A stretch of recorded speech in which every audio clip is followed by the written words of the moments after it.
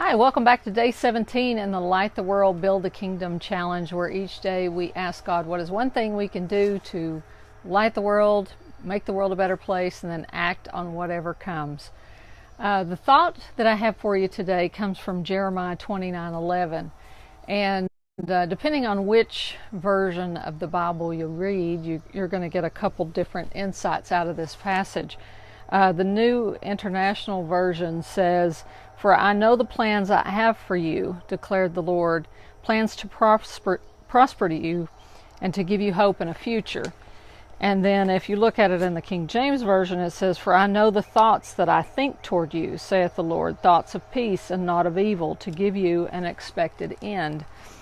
I was thinking, sometimes when you go through a lot of bad things in your life and life seems really hard, you start to get to the point where you think maybe your lot is just to suffer, and that God doesn't want good things for you, and that you just have to get used to this bad situation or just settle for the bare minimum or everything. And this verse seems to say, whatever version you're looking at it, is God has these positive thoughts towards you, and He wants to give you hope and a future, and He has an expected end, a good end for you.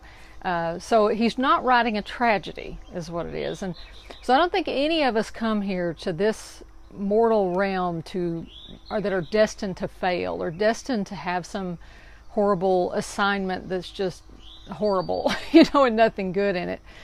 And if it does feel that way, then maybe it's time we start to look for the good in what we're going through. What are the lessons? What are the takeaways? What is something that's good that's come out of it? Because a lot of times it's just the way we're looking at the situation, that nothing is all bad. There's going to be some good in it. So shifting our perspective to look for that. But also, sometimes things are just hard as we're going through them, and we need to have that hope that God He's not writing a tragedy. He's the author and the finisher of your faith story. He's helping you become who He knows that you can become, and the challenges and trials that you go through are specifically designed for you to give you that happy ending that He has in mind. And so just wanted to give you some hope to hang on, keep going, keep expecting. He has good, positive thoughts for you, and if He does, then you need to have those too.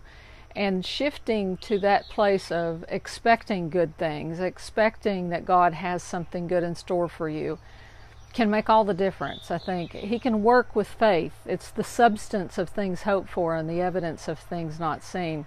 One of my favorite verses from How Firm a Foundation, that hymn, is, "That soul who on Jesus hath leaned for repose, I'll never, no never desert to his foes. That soul, though all hell should endeavor to shake, I'll never, no never, no never forsake." He's not going to forsake those who look to Him, who are expecting Him to come to their rescue and their aid. He's not going to let you down. He wants to help you. And anyway, that's my thought for today. I hope y'all have a wonderful evening. Hope you'll be a part of the challenge and ask each day, what is it that you can do to build the kingdom, to light the world and make the world a better place. And that is going to open up some amazing blessings for you in your life, because when we put our trust in God and rearrange our priorities to make Him a priority somewhere in our day, and remember to make sure to do what He would want us to do, everything else starts to fall into place. Y'all take care. God bless.